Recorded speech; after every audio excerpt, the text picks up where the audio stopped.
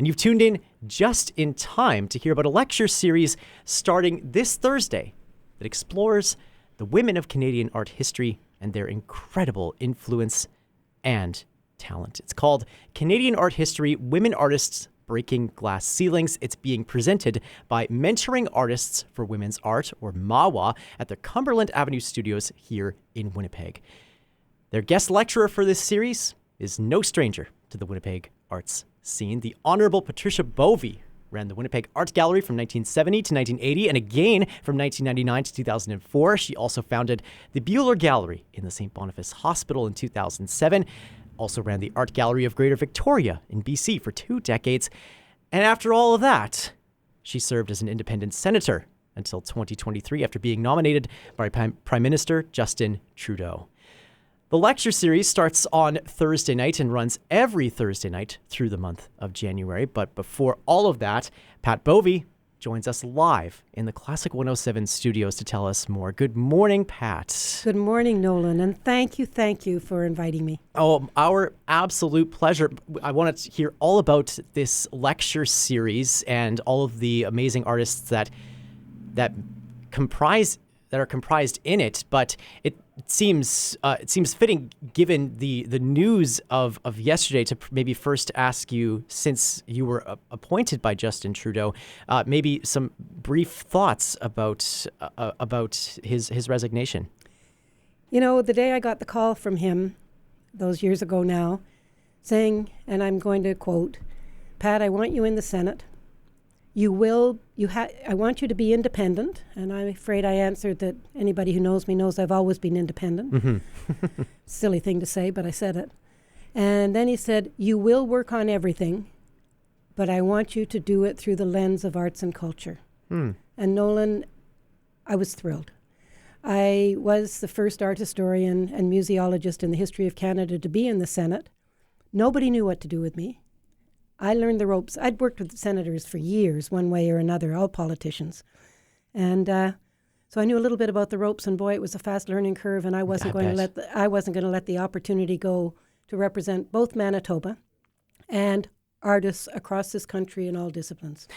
You did a lot of work through the lens of the arts during your time as a senator, and I wanted to ask you a little bit more about what that advocacy work looked like for you up there on Parliament Hill.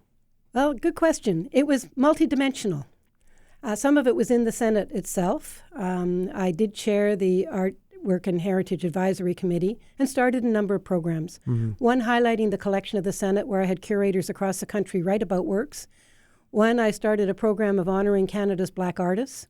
And after I installed the first show, which included Yisa Akinbalaji from Winnipeg, mm-hmm. and Chantal Gibson, an award-winning poet and visual artist from BC, I learned to my horror that those were the first works by Black artists from anywhere ever to be on Parliament Hill. Wow. So that taught me the catch-up. I also, as people know, developed or sponsored a bill for calling for parliamentary visual artist laureates. That is now law. It got mm-hmm. royal assent last June. And I'm really thrilled. I'm looking forward to the process. The two speakers of the House of Commons and Speaker of the Senate, are the ones who run this competition with the Library of Parliament. And I want Winnipeg artists to apply. And then the other was a sadder one for me, but I think critically important, a declaration respecting the essential role of artists in creative expression in Canada. It unanimously passed the Senate.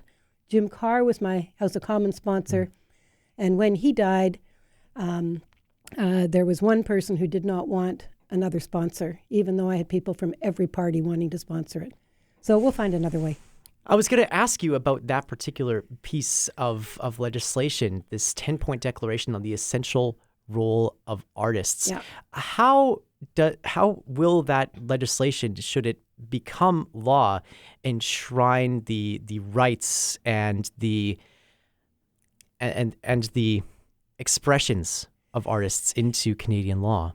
You know, it's really interesting. It's really a motherhood piece that really calls for the Minister of Canadian Heritage to consider the arts in everything, and it calls on consultations with a number of ministries for instance, from justice, from innovation, from health, to work with artists.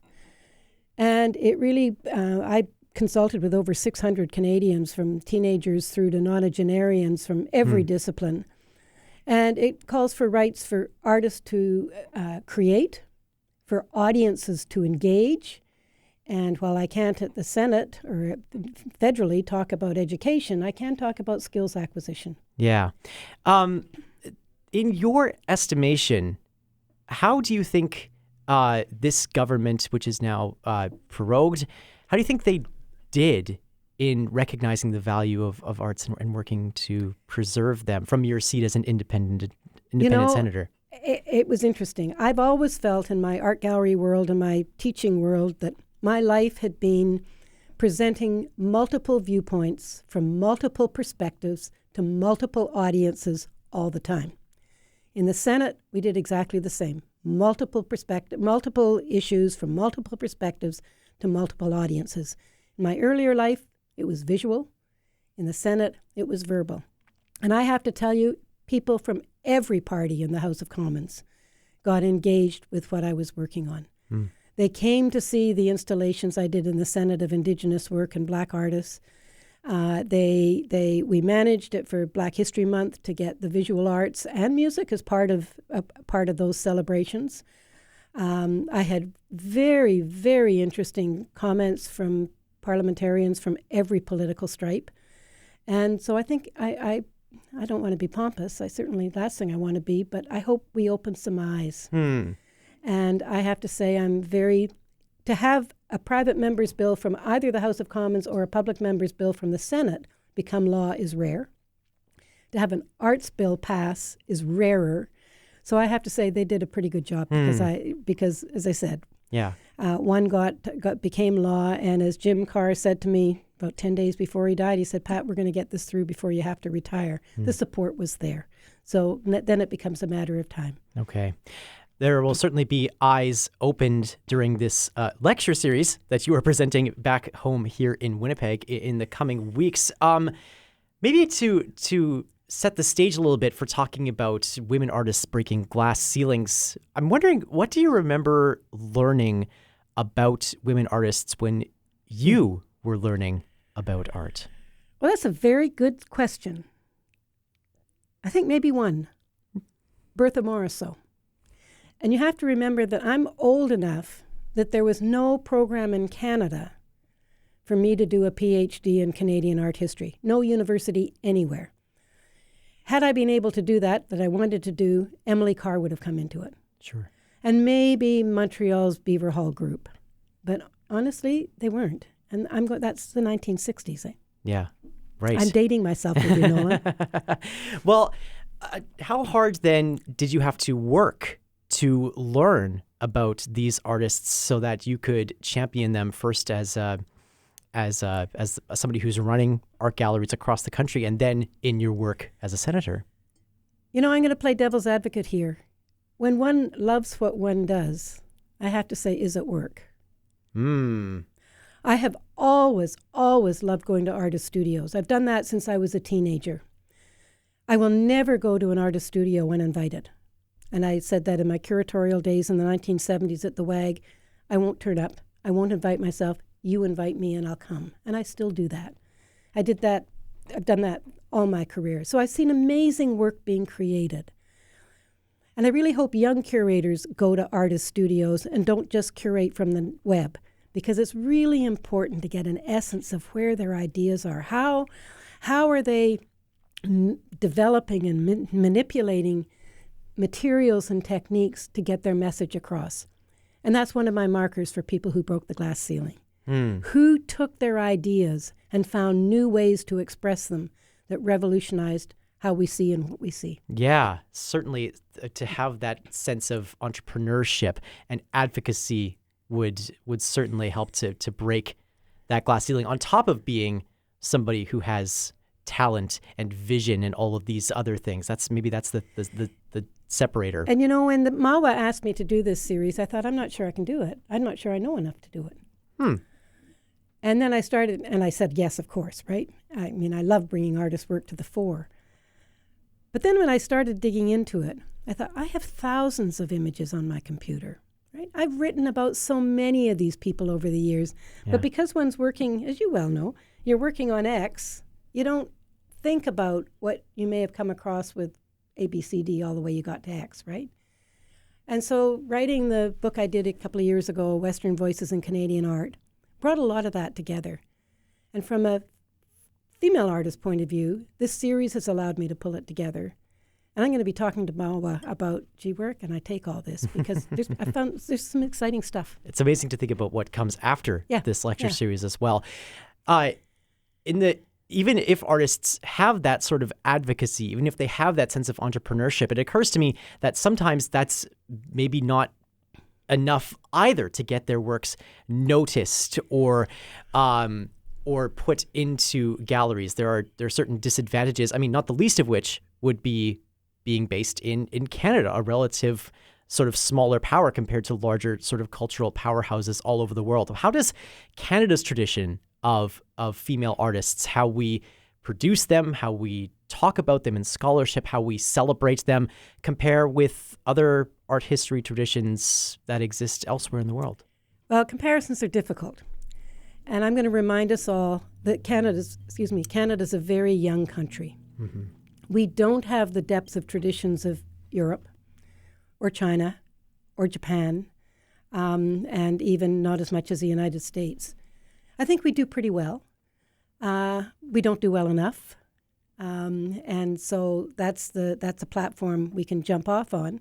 There was a major exhibition of Emily Carr's work at the Dulwich Picture Gallery in London a few years ago. And my goal is to get more Canadian artists in there. Okay.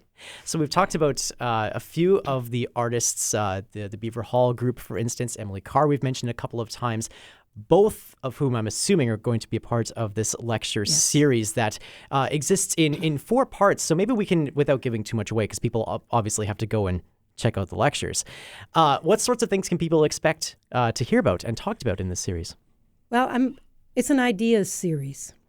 The first lecture, I'm really talking about the game changers. What does it mean to be a game changer? And if we go back, I'm starting in 1870.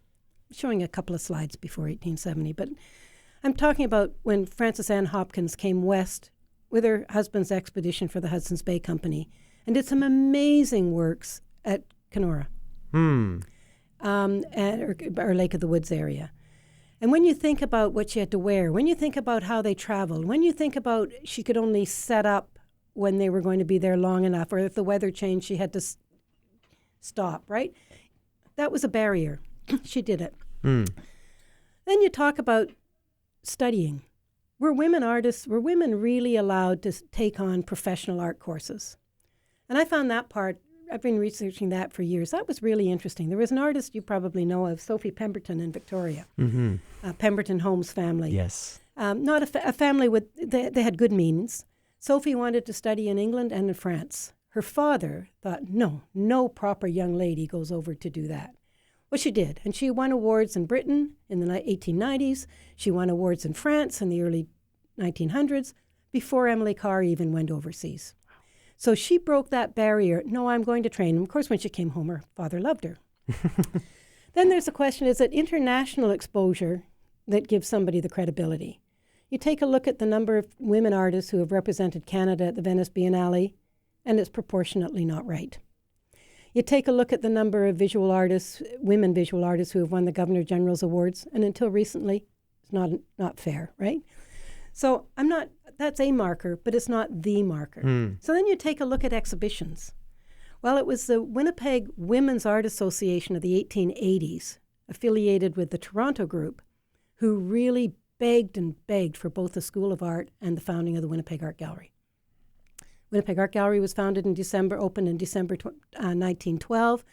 The School of Art started the year later, propelled by women, right? So we'll talk about that a bit. So there was the advocacy role, and then as we go through time, it's the subject matter.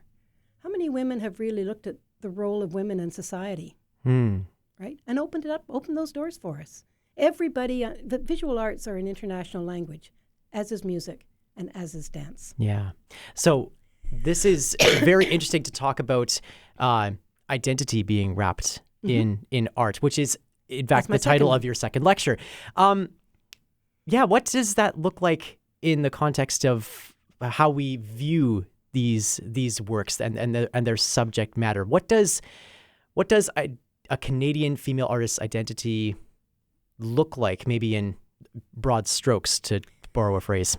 Well, a number, obviously, worked on issues of feminism, the female body, those issues. Mm-hmm. Women artists have been in the forefront, too, of cultural identities. Indigenous identity. I mean, it was women artists who, for me, foresaw the impact of the residential schools. It was Joan Cardinal Schubert with her work The Lesson in the 1980s that we showed at the Art Gallery, Greater Victoria, long before the commission. As far as Black artists are concerned, you were mentioning on air earlier about your desire to have more poetry.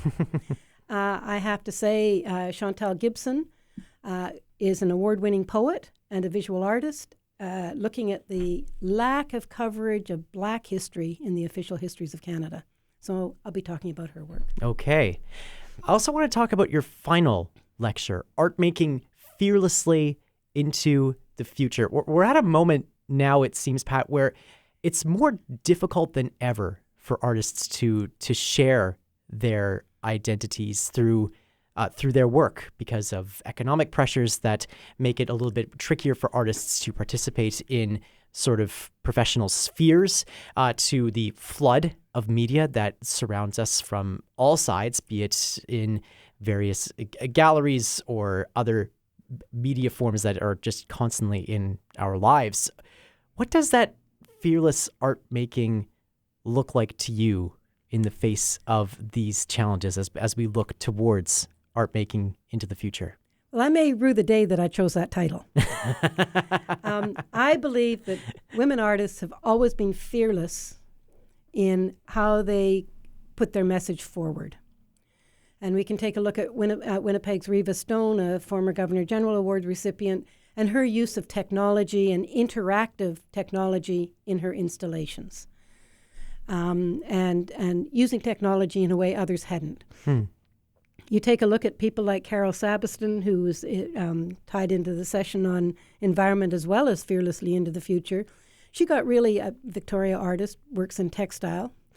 She got really cheesed off, if I can use that phrase, for the fact that ceramics, glass, textiles are always seen as craft. And she and Ione Thorkelson here and some of the ceramists across the country, they have taken those formerly considered craft techniques and turned them into really, really important media for expressing important ideas. And I'll be looking at that.